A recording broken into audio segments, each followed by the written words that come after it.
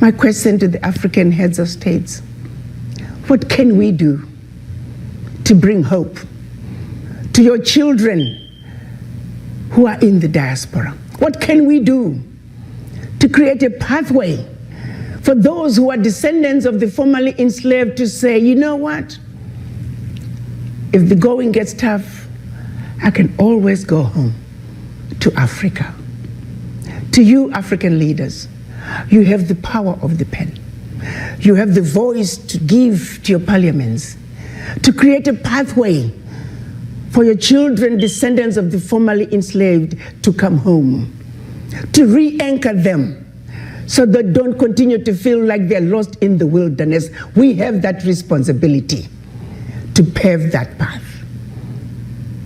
To our kings, from the Oni of Ife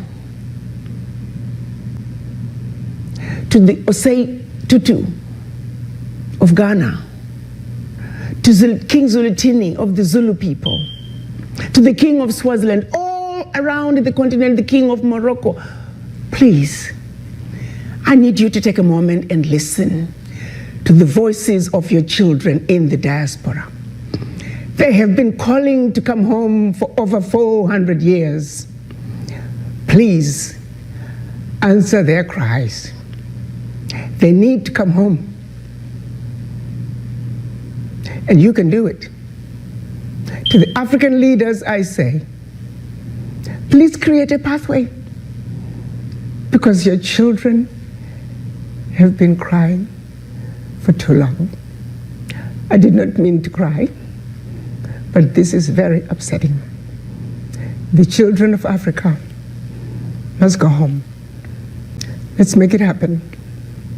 African heads of states, I'm begging you, please fix this. As a mother, as a grandmother, I feel hopeless. I feel the hopelessness of Black people in this country. This has been going on for so long. The question then becomes, to what end? To what end? It doesn't seem to just come to an end. At what point are we going to get a break? At what point are Black people going to cease to be endangered species, especially Black men? And as I sit back and trying to figure out what would be the beginning, I can't help but find myself going back to our ancestors, going back to our current kings and queens, and saying, you know, a wrong was done centuries ago. It's been 400 years, and yet there's not a single way, a single pathway, a single country that you can say, if the children of Africa could just have hope. You see, for the African American, you can only trace them to the plantation. Their names take them to the plantation.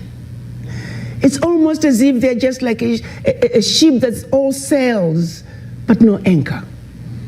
Until they reconnect with their roots, until they know that I can wake up tomorrow and say, I want to go home to Africa, and they can go home. Why is it that we don't have that pathway?